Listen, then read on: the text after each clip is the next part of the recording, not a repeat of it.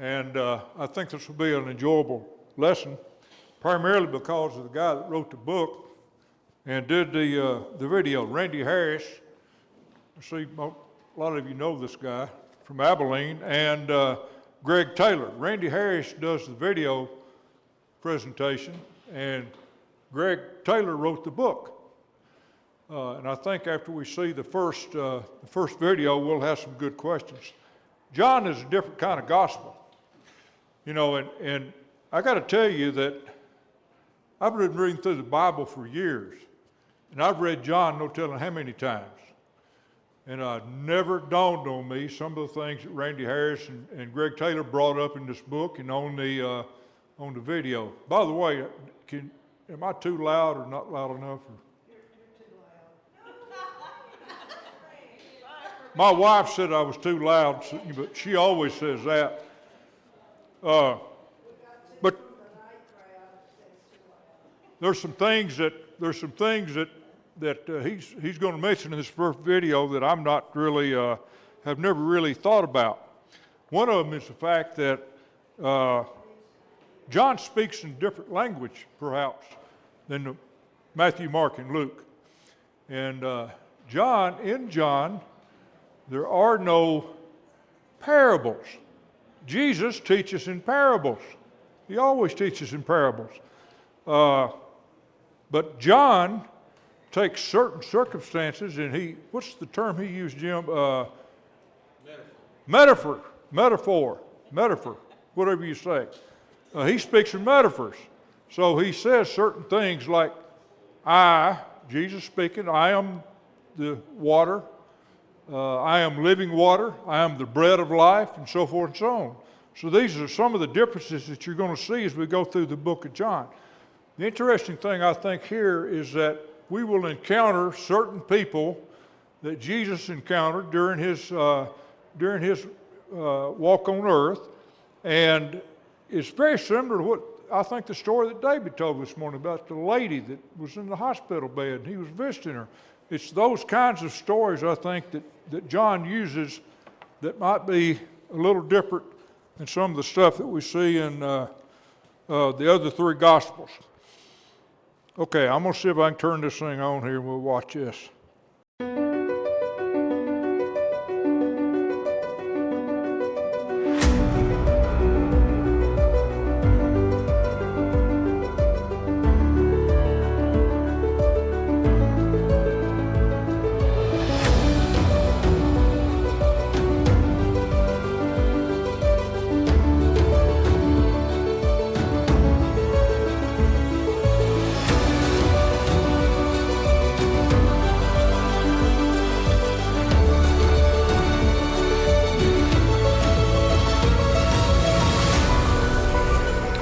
I'm here at what's called the Maker Lab, and it is a really cool place. If you're my age, you may have had to take shop when you were in school and you made something like a birdhouse, but boy, have things changed. A little robot over here.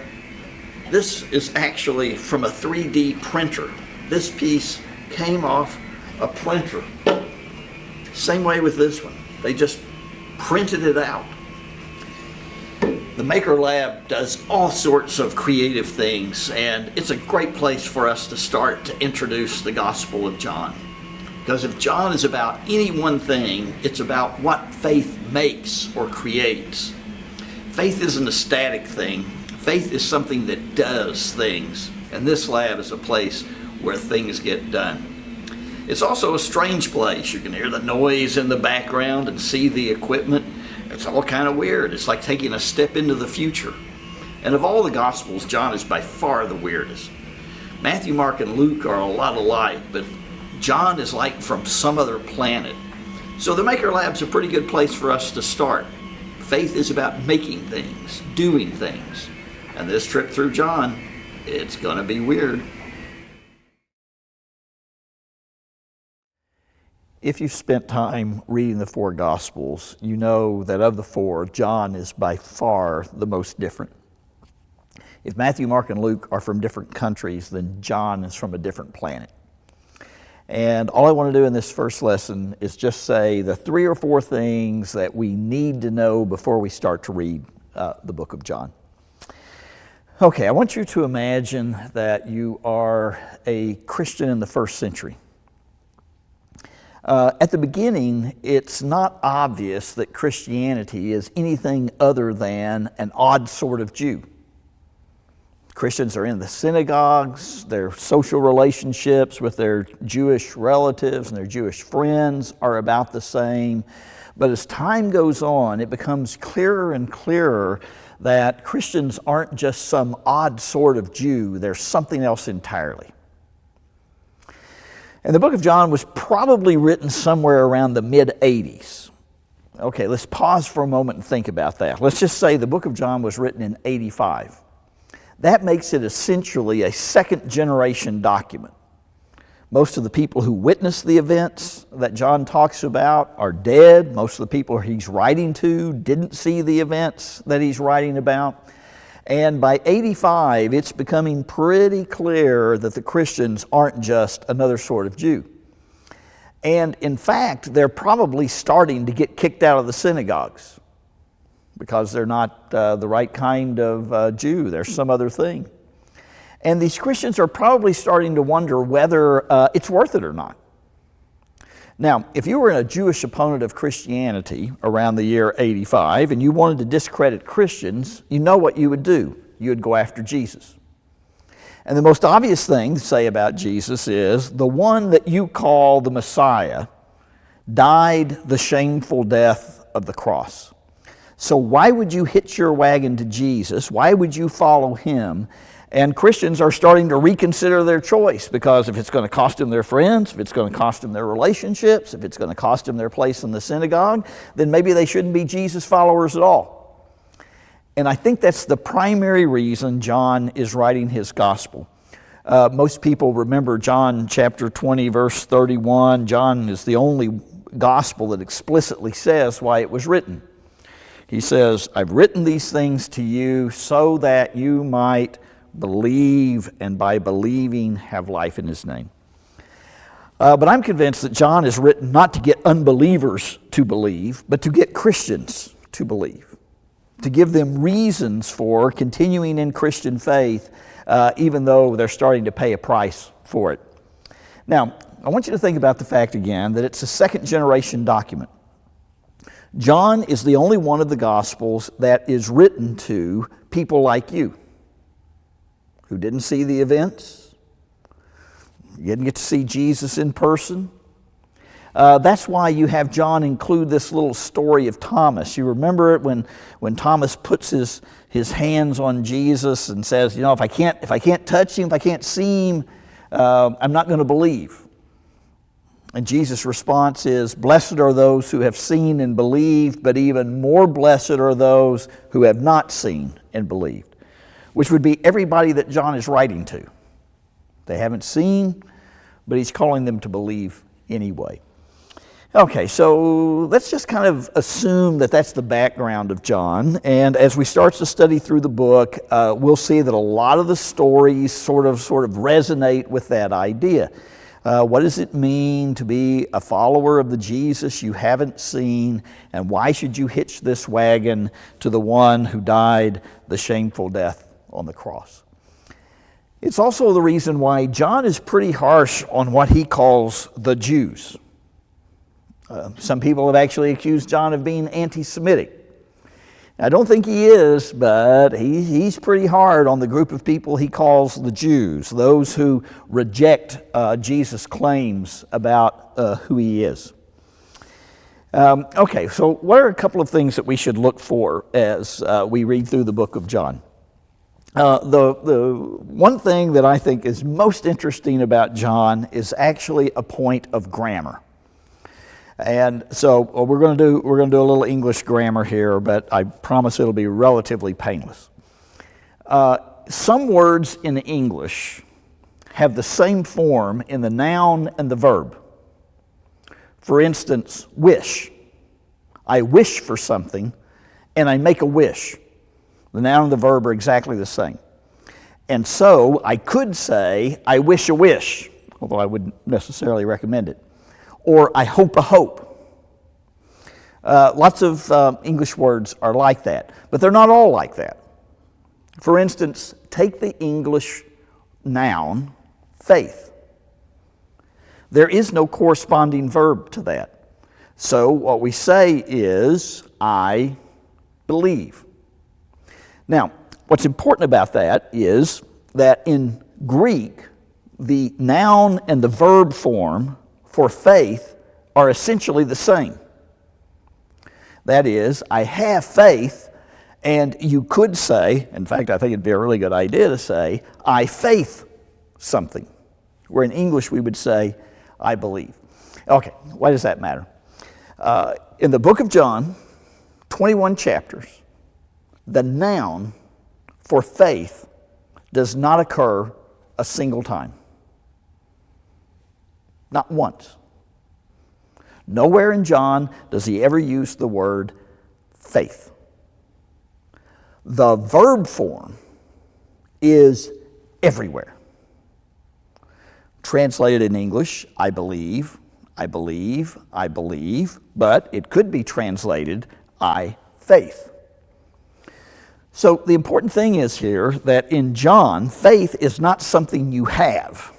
Faith is something you do. And in John, the crucial question is not do you believe something is true. The crucial question is, when you're put on the spot and you may have to pay a price for it, will you faith in Jesus or not? We're going to see that over and over and over again. In John, faith is not something you have. Faith is always something you do.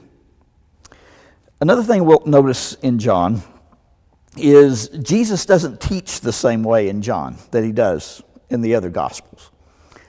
In the other Gospels, one of Jesus' primary way of teaching is parables. And there are no parables in John, not one. What you have instead are metaphors which are almost always misunderstood. I am the bread of life. I am the living water. I am the sheep gate. So Jesus teaches in a kind of fundamentally different way in John than he does in the other Gospels. And to really understand what John is doing, you have to pay attention to those different metaphors that he uses.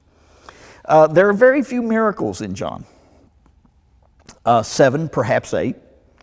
But what there is a lot of talk about them. Maybe some of you have seen the theatrical version of John. It was in theaters for a while, and one of my colleagues went to see it, and I said, "What'd you think about that, the John movie?" And he said, "Well, the same thing that's wrong with the movie is what's wrong with the book." I said, "What's that?" And he says, "Too much talk." Well, if you want action, you read Mark. But John likes speeches. And so there are very few miracles, but always surrounding those miracles, there is lot and lots of talk about them. That is, John's going to make certain kinds of arguments. In John, he tells us stories that the other Gospels don't tell about Jesus' interaction and relationships with people. We have the story of Nicodemus, which is found nowhere else in the Gospels. We have the story of the Samaritan woman, which is found nowhere else in the Gospels. We have the story of the raising of Lazarus that's found nowhere else in the Gospels. John tells us different stories, and connected with those stories are long descriptions of what's going on. John is also interesting because he doesn't tell the story in chronological order. Now, that bothers a lot of people because John kind of changes things around from what we have in the Gospels. But before we get too upset about that, let's just think about it for a minute. If I wanted to tell you about my day, there's a couple of different ways I could do it. I could tell you I got up in the morning, I brushed my teeth, I listened to this piece of music, I went and I did this, and then I did this, and then I did this, and I could tell you about my day in chronological order. Or I could tell you, okay, let me tell you about my day. These are the things I did. These are the people I talked to. This is what I did at work. And one story wouldn't be truer than the other. They're just different ways of arranging the material. And John has clearly arranged the material in different ways. And he's telling the story to make a point. Didn't mean it's not true. It doesn't mean that it didn't happen. It just means John wants to arrange his story to get the maximum impact. So when we read through the book of John, we're not going to be too concerned with the order of events. What we're going to be concerned with is, how is John telling this story to make his point? Finally, the last thing we kind of need to know as we start reading the book of John. A lot of people have pointed out that John places a lot of emphasis on Jesus' deity and not as much on his humanity. And as we go through the book, we'll be looking at some places where that's clearly true. But I want to think about what John's real point here is. If the Christians are starting to get kicked out of the synagogues, and if their Jewish friends are saying, Jesus died the shameful death of the cross, then what John has to do is to say, you've got that story wrong. And what he's going to do in the book is essentially show us that nothing happens to Jesus that he doesn't want to happen. That he's absolutely in control of everything that happens, including his own death.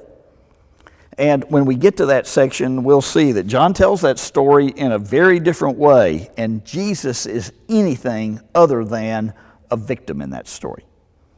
He's going to try to show that John is going to try to show that Jesus is not a hapless victim. He is instead a victorious Lord.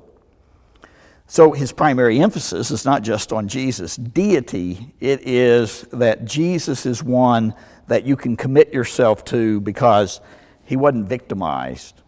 He made choices. And John is asking Christians to make the choice to follow this Jesus. The best way to understand the gospel is to read that gospel. And so those are just a few introductory ideas that we sort of get before we read the book, so we'll sort of know what we're looking for. But the best way is to see it in action. So what we're going to do is start going through the book and look and see how John actually develops those ideas. I've always liked weird, whether it was in books or movies or television shows. And when it comes to weird, John is by far the gospel that's the weirdest. It gives us a strange look at Jesus and his sayings and doings. He turns the camera lens just enough so that we get a different look of Jesus than we do in Matthew, Mark, and Luke. Come along with us as we follow this strange journey of Jesus through the book of John. And we may very well fall in love with a Savior who calls us to daring faith. Thomas, and he says, Jesus in verse 29 says, you believe because you have seen me. Blessed are those who believe without seeing me. And I think this is important because that's us. As Randy pointed out, this was second generation Christians that John was writing to. So most of them, we know John did, but most everybody else had not seen Jesus Christ. So he's writing to them just like he's writing to us. The disciples saw Jesus do many other miraculous signs in addition to the ones recorded in this book. But they are written so that you may continue to believe that Jesus is the Messiah, the Son of God, and that by believing in him, you will have life by the power of his name. So I think this is kind of interesting the way he gives the purpose of the book right there. The other interesting thing that I believe in this was that John, writing to those in the second generation, was telling them all about what Jesus had done and that he was the Messiah. Randy pointed out the fact that the word faith and belief, and I like this, I really like this, John refers to this. He doesn't talk about faith, he uses the terms belief. Belief. My friend Bob Goff, some of you have read Bob Goff, I've met him a few times. He wrote a book, Love Does, and I've always kind of picked that up, and a lot of times on the end of my emails, when I sign off, I'll say love does. This is the same idea about faith. Faith is not something static. Faith is action. Faith is, oh, by the way, there's 3 boxes of donuts over here if anybody wants one. Way to go, Kim. You forgot to announce the donuts. You didn't see them. I didn't either just a minute ago. If you want a donut or you want to take a couple with you when you leave, get it now or get it when you leave. But just like love is action. Faith or belief is action.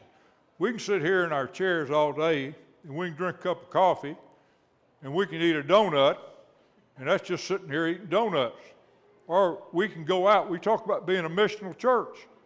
This is one of the things that we're trying to get across to all of us. And this is no easier for me than it is anybody else. But we want to take Jesus Christ to people in our community, people in San Antonio, people on the west side, people here in Encino Park. We want to be missional, and I think this is exactly what John is talking about when we take Jesus to folks around us.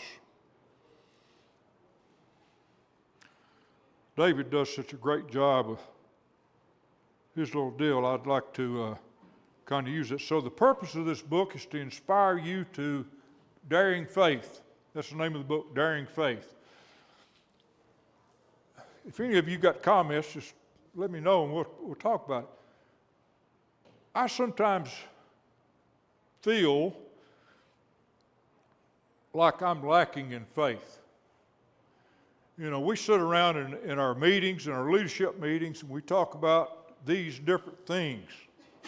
I'm gonna just go back a few years. Many of you remember when we were in the old building, we started a building fund drive. I never will forget, I was working with Chris Bowers, since deceased, of course. And I was assigned 10 people to go talk to, that were members of our congregation. And my little talk was simply, we want to build a new facility because we're outgrowing this facility. And how much do you want to pledge on this new facility? And how much do you want to give? And I went and talked to several people. Didn't have a real great response. I talked to one brother who is deceased, and I said, Harold? No, it wasn't Harold, but anyway, I said, how much would you like to pledge toward this new building? I'm not going to give 1 red cent. I said, what? I'm not going to give 1 red cent. So I didn't say any more to him. Went back, told Chris. I said, this is what he said. And Chris said, I'll go talk to him. So the next week I said, Chris, how'd you make out? He said, he's not going to give 1 red cent. So my point to this is that I believe, and I had faith at the time, the Lord stopped us. You know, the Lord stopped us. He wasn't blessing our efforts. And when that happens, you best just stop in your tracks and back up and back off. It was different when this property became available, and we prayed over it and so forth and so on. Anyway, you know the end result of that. We're here. But you know, when we have different events, we have Mission Sundays, we have this collection, that collection, you know, we have faith. I remember one time standing back here in the back, and I was talking to David Allen.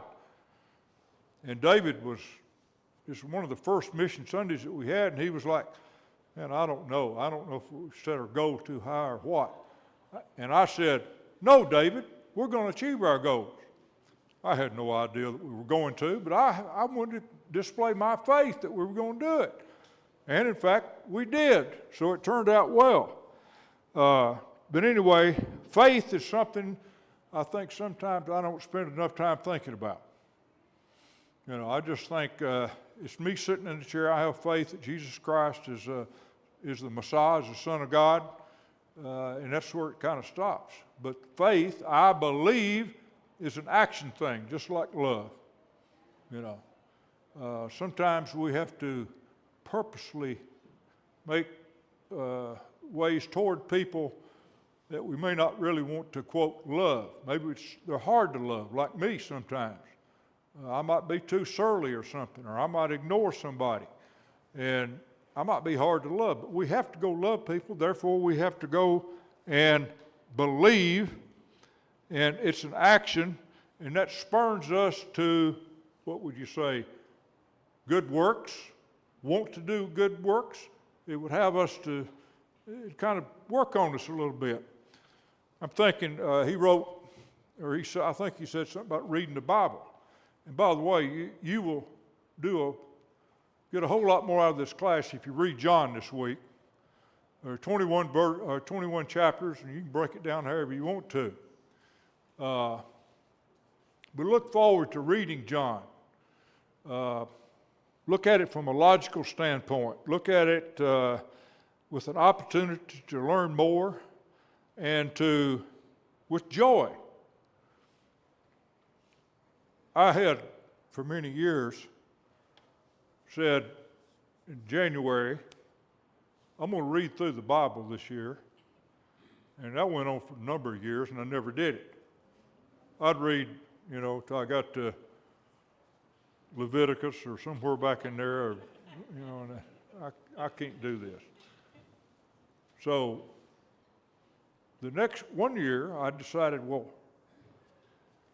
I don't want to make this a New Year's resolution. I'm going to start my reading in June. In June. I tricked myself. So, June the 1st came about. I started reading. And the next June, I had read through the Bible in 1 year because I just made myself do it. And it kind of got laborious sometimes. After about 15 years of doing that, I get up in the morning and I look forward to sitting down. The first thing I do, except make coffee, I make coffee first, but then I listen or read 3 to 5 chapters in the Bible. And I do different versions. I do the Message maybe 1 year. I do different versions other years. Sometimes I do it in chronological order. Other times I do a couple of verses out of the Old and into the New. So anyway, it's not too much to ask to read John. Now, when you come back next week, what I'd like to do before we go into the meat of the lesson is I'm daring you to read John. Daring you. If you don't read John, there will be no more donuts. So read John. Maybe the first time you just read through it, you just kind of skim through it, check out the headings and so forth, and you get a general feel for what John's writing. And then next week we'll talk about what you liked about the book of John. Then we'll talk about what you didn't like. You know, I for a long time would never want to criticize anything written in the Bible or question anything written in the Bible. But when we do question things that are written in the Bible, it causes us to learn. And the best way to learn is from one another. Reading the Bible, studying the Bible, and then talking about it. I just don't think there's a better way of doing it. You know, these what's his face here? Greg Taylor talks a lot about commentaries. And you can get a commentary on anything, and it gives you the in-depth, very studious way to look at different scripture and this, that, and the other, but I think we get more from it just doing it the way I just mentioned. So what do you like about John? What do you dislike about John? What do you think the Gospel of John is saying to the audience originally receiving it? Just like I said, these folks were like us. And I think as Randy mentioned, they were being persecuted, starting to be persecuted, and of course that caused the dispersion of Jews all over the world. So what do you think the purpose of John was to these people? What is the Gospel of John saying to us today? What is it saying to us? You know, if we come to this class, and poor as teachers I might be, we still need to be able to glean something from this book that we can put into our lives on a daily basis and be more like Jesus Christ. More like Jesus Christ. So let's talk about that next week for a few minutes before we see our next video. What is the Gospel of John calling us to believe? And again, think about belief, faith, belief. When we say faith, we'll be thinking belief or action that we might be able to do as a result of what we read and what we study. And then, boy, this is a question I like, what can we do with it? Who can we talk about it? Listen, I'm scared to death about the 24th, Christmas Eve service. You know, I'm going to have to go to a neighbor and ask them to come to our Christmas Eve service. That's not easy. That just terrifies me sometimes. I mean, these people they're not Christians. Right now, they're at home while we're here. And I need to go, and I've got to go and invite them to come with me to a Christmas Eve service. So that's one thing I think we can get out of John, and we can get out of, quote, being missional, is we can invite our neighbors. So let's think about that. So next week, we will have all had, and those that aren't here this morning, you know, I'm really feel bad this morning because John Travis is teaching upstairs.